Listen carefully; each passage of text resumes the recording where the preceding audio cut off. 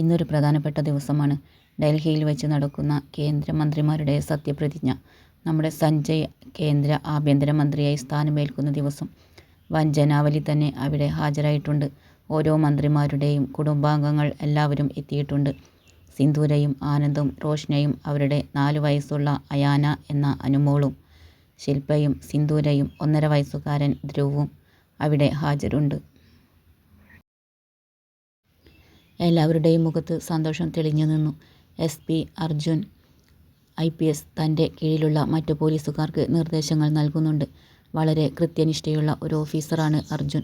അപ്പോഴാണ് ASP ജ്വാല IPS തൻ്റെ മാരുതി ജിപ്സിയിൽ അവിടെ വന്നിറങ്ങിയത്. അവൾക്ക് ചാർജുള്ള ഏരിയയിൽ ഒരു പ്രശ്നം. അത് തീർത്തുള്ള വരവാണ്. അർജുൻ അവളെ ഒന്ന് സൂക്ഷിച്ചു നോക്കി. ജ്വാല അവൻ്റെ മുന്നിലെത്തി അറ്റൻഷനായി സല്യൂട്ട് ചെയ്തു. അവൻ കനത്തിൽ ഒന്ന് മൂളി. സത്യപ്രതിജ്ഞ ചെയ്യാൻ വേണ്ടി സഞ്ജയ് എഴുന്നേറ്റു. ജ്വാല ചുറ്റും നോക്കി. പിന്നെ ഫോൺ എടുത്ത് സൂര്യനെ വിളിച്ചു. എവിടെ എത്തി? അവൾ ചോദിച്ചു. എയർപോർട്ടിലാ. ലഗേജ് കിട്ടിയില്ല, അവൻ പറഞ്ഞു. സഞ്ജയ് എന്ന ഞാൻ ഒരു മന്ത്രി എന്ന നിലയിൽ തൻ്റെ ചുമതലകൾ വിശ്വസ്തയോടും നിഷ്പക്ഷമായും നിർവഹിക്കുമെന്നും ഭരണഘടനയോട് 100% കൂറു പുലർത്തുമെന്നും രഹസ്യ സ്വഭാവമുള്ള കാര്യങ്ങൾ അതീവ രഹസ്യമാക്കി സൂക്ഷിച്ചു വെക്കുമെന്നും ഞാൻ സത്യം ചെയ്യുന്നു. സഞ്ജയ് സത്യവാചകം ചൊല്ലി പ്രതിജ്ഞ ചെയ്തു. ഒപ്പും വച്ചു. ജ്വാല പുഞ്ചിരിയോടെ അത് നോക്കി നിന്നു. അർജുൻ ഗൗരവത്തോടെ അവളെ നോക്കി. അവളുടെ മുഖത്തെ ചിരി മാഞ്ഞു. അവിടെ ഗൗരവം നിറഞ്ഞു. അവൾ സൂക്ഷ്മതയോടെ ചുറ്റും നോക്കി. മറ്റു പോലീസുകാർ അവളെ സഹതാപത്തോടെ നോക്കി. പോലീസുകാർക്ക് എല്ലാവർക്കും അറിയാം അവർ ഹസ്ബൻഡും വൈഫും ആണെന്ന്. ഈ കാലമാടൻ്റെ കൂടെ ഈ മാഡം എങ്ങനെയാ ജീവിക്കുന്നത്? സാറിൻ്റെയും മാഡത്തിൻ്റെയും മാരേജ് കഴിഞ്ഞിട്ട് കുറച്ച് വർഷങ്ങളായി. ഇതുവരെ കുട്ടികളൊന്നുമില്ല. ആ കാലമാടൻ്റെ കൂടെ ജീവിക്കുന്ന ഇവർ സമ്മതിക്കണം. അവർ ആരും കേൾക്കാതെ പരസ്പരം പറയുന്നതാണിത്. അർജുൻ കേൾക്കാതിരിക്കാൻ അവർ ശ്രദ്ധിക്കുന്നുണ്ടായിരുന്നു. കേട്ടാൽ തങ്ങളുടെ കാര്യം പോക്ക. ഇപ്പോൾ സാറിൻ്റെ പിതാവ് ആഭ്യന്തരമന്ത്രി കൂടിയായി. തങ്ങളെ അവൻ്റെ കീഴിൽ നിന്ന് രക്ഷിക്കണമെന്നും അവൻ്റെ ഏരിയയിലേക്ക് സ്ഥലം മാറ്റം കിട്ടരുതെന്നും ഓരോ പോലീസുകാരനും പ്രാർത്ഥിച്ചുകൊണ്ടിരുന്നു.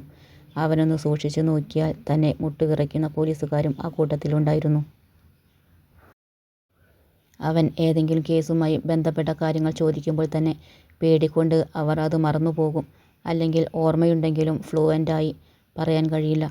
അത് മതി അവൻ ഗെറ്റ് ഔട്ട് അടിക്കാൻ. പോലീസുകാരുടെ ഇടയിലും കുറ്റവാളികളുടെ ഇടയിലും രാക്ഷസൻ എന്നും കാലമാടൻ എന്നും 2 പേര് ഇപ്പോൾ തന്നെ അവന് വീണ് കിട്ടിയിട്ടുണ്ട്. അവൻ അത് അറിഞ്ഞിട്ടുണ്ടെങ്കിലും അറിഞ്ഞതായി ഭാവിച്ചില്ല. ജ്വാല IPSൻ്റെ പ്രശസ്തിയും കൂടിക്കൊണ്ടിരുന്നു. അവളെ ഏൽപ്പിക്കുന്ന കേസൊക്കെ വളരെ കുറഞ്ഞ സമയത്തിനുള്ളിൽ തന്നെ അവൾ തെളിയിച്ചു. അവളുടെ ആ കഴിവ് കൊണ്ട് തന്നെ അവൾക്ക് കിട്ടുന്ന പ്രശസ്തിയുടെ ഒരു ഭാഗം അവളുടെ കൂടെ ജോലി ചെയ്യുന്ന മറ്റു പോലീസുകാർക്കും കിട്ടിക്കൊണ്ടിരുന്നു.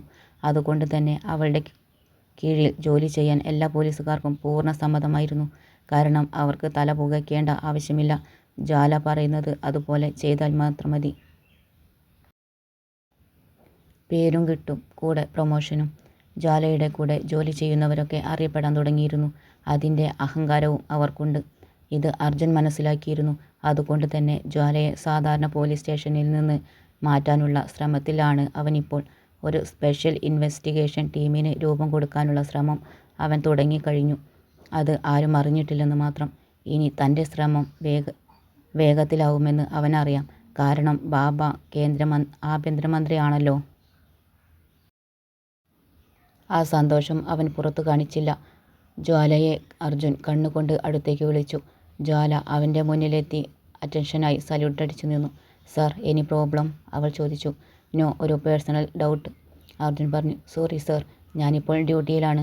ആ സമയത്ത് കുടുംബകാര്യങ്ങൾ ശ്രദ്ധിക്കാറില്ല, പറയാറുമില്ല. അവൾ അവനിട്ടൊരു കൊട്ടുകൊടുത്തു. നേരത്തെ സത്യപ്രതിജ്ഞ സമയത്ത് ഒന്ന് ചിരിച്ചതിനാണ് തന്നെ കണ്ണുരുട്ടി പേടിപ്പിച്ചത്. അർജുൻ ഒരു നിമിഷം കണ്ണടച്ചുകൊണ്ട് നെറ്റി തിരുമ്മി. ജ്വാല ഒരു നിമിഷം അവനെ നോക്കി. മോനെ അർജുൻ, എന്നോടാ കളി? I am Jwala IPS, you know that. ഇങ്ങോട്ട് തരുന്നതൊക്കെ ആ സ്പോട്ടിൽ ഞാൻ തിരിച്ചു തരും. അല്ലെങ്കിൽ വീട്ടിൽ ചെന്നിട്ട് ഇരട്ടിയായി കിട്ടും, അവൾ മനസ്സിൽ പറഞ്ഞു. അർജുൻ ദീർഘമായി ഒന്ന് നിശ്വസിച്ചു. ഓക്കെ, എനിക്കറിയേണ്ടത് നിൻ്റെ അച്ഛൻ്റെയും മറ്റുള്ളവരുടെയും കാര്യമാണ്. അവർ ഇവിടെ എത്താറായി. എനിക്ക് പോയി കൂട്ടിക്കൊണ്ടുവരാൻ കഴിയില്ല. നീ പോകുന്നോ അതോ മറ്റു ആരെങ്കിലും പറഞ്ഞയക്കുന്നോ? അർജുൻ ചോദിച്ചു. അതൊക്കെ ഞാൻ വേണ്ട പോലെ ചെയ്തിട്ടുണ്ട്. Don't worry sir. അവൾ ഒന്നുകൂടി സല്യൂട്ടടിച്ചു തിരിച്ചു നടന്നു. മറ്റു പോലീസുകാർ അവളെ സഹതാപത്തോടെ നോക്കുന്നുണ്ടായിരുന്നു. ജാല അപ്പോൾ തന്നെ തിരക്കിൽ നിന്ന് മാറി സൂര്യന് ഫോൺ ചെയ്തു. ഏട്ടാ, എവിടെ എത്തി? ഞങ്ങൾ എയർപോർട്ടിലാണ് മോളെ. ലഗേജ് കിട്ടിയില്ല, അതിന് വെയിറ്റ് ചെയ്യുകയാ. സൂര്യൻ പറഞ്ഞു. ഓക്കെ ഏട്ടാ, ഞാൻ വരാം. അവൾ കോൾ കട്ട് ചെയ്തുകൊണ്ട് പാർക്കിംഗ് ഏരിയയിലേക്ക് നടന്നു. തൻ്റെ ജിപ്സിയിൽ ഡ്രൈവിംഗ് സീറ്റിൽ കയറി എയർപോർട്ടിലേക്ക് ഓടിച്ചുപോയി. ഡ്രൈവറെ അവൾ ഒഴിവാക്കിയിരുന്നു. കുറച്ചു സമയത്തിനകം തന്നെ അവൾ എയർപോർട്ടിലെത്തി. മഹിയും സൂര്യനും അശ്വതിയും അവരുടെ 3 വയസ്സുള്ള നിതാര എന്ന നീതുമോളും സീതയും പവിയും സച്ചിനും അവൻ്റെ ഭാര്യ കീർത്തിയും എയർപോർട്ടിനു പുറത്തിറങ്ങി നിൽക്കുന്നുണ്ടായിരുന്നു. ജ്വാല തൻ്റെ ജിപ്സി പാർക്ക് ചെയ്തു. അവൾ വണ്ടിയിൽ നിന്നിറങ്ങി തൻ്റെ ക്യാപ്പ് എടുത്തു കയ്യിൽ പിടിച്ചു. പിന്നെ ചടുലമായ സ്റ്റെപ്പുകളോടെ മുന്നോട്ട് നടന്നു. പോലീസ് ബൂട്ടിൻ്റെ താളാത്മകമായ ശബ്ദം അവിടെ മുഴങ്ങി. സൂര്യനും സച്ചിനും പവിക്കും അവളെ കണ്ട് അഭിമാനം തോന്നി. മഹി തൻ്റെ സന്തോഷം പുറത്തു കാണിച്ചില്ല. ജ്വാല സൂര്യൻ്റെ മോളെ എടുത്തു കൈത്തണ്ടയിൽ വെച്ചു കുഞ്ഞിൻ്റെ കവിളിലൊരു ഉമ്മയും കൊടുത്തു. കുഞ്ഞു അവളുടെ യൂണിഫോമിലെ ഷോൾഡറിലെ സ്റ്റാറൊക്കെ തൊട്ടുനോക്കി. പിന്നെ ജ്വാലയെ നോക്കി തൻ്റെ കൊച്ചരിപ്പല്ല് കാണിച്ചു ചിരിച്ചു. ജ്വാലയുടെ മുഖം പിടിച്ചു താഴ്ത്തി ഒരു ഉമ്മയും കൊടുത്തു. ജ്വാല ചിരിച്ചുകൊണ്ട് കുഞ്ഞിൻ്റെ നെറ്റിയിൽ തൻ്റെ നെറ്റി മുട്ടിച്ചു. പിന്നെ അശ്വതിയുടെ കയ്യിലേക്ക് കുഞ്ഞിനെ കൊടുത്തു. ജ്വാല 2 ടാക്സി വിളിച്ചു അവരെ കയറ്റി ഫംഗ്ഷൻ നടക്കുന്നിടത്തേക്ക് പോയി. ലഗേജ് എല്ലാം വണ്ടിയിൽ തന്നെ വെച്ചു. അവർ സ്റ്റേജിന് മുന്നിൽ നിരത്തിയിട്ട ചെയറുകളിലിരുന്നു. എല്ലാവരുടെയും സത്യപ്രതിജ്ഞ കഴിഞ്ഞു. പരിപാടി കഴിഞ്ഞു. പരിവാരങ്ങളോടെയും സെക്യൂരിറ്റി ഗാർഡുകളുടെയും അകമ്പടിയോടെ സഞ്ജയ് ഇറങ്ങി വന്നു. സഞ്ജയ് മഹിയുടെ കൈ പിടിച്ചുകൊണ്ട് വിശേഷങ്ങൾ ചോദിച്ചറിഞ്ഞു.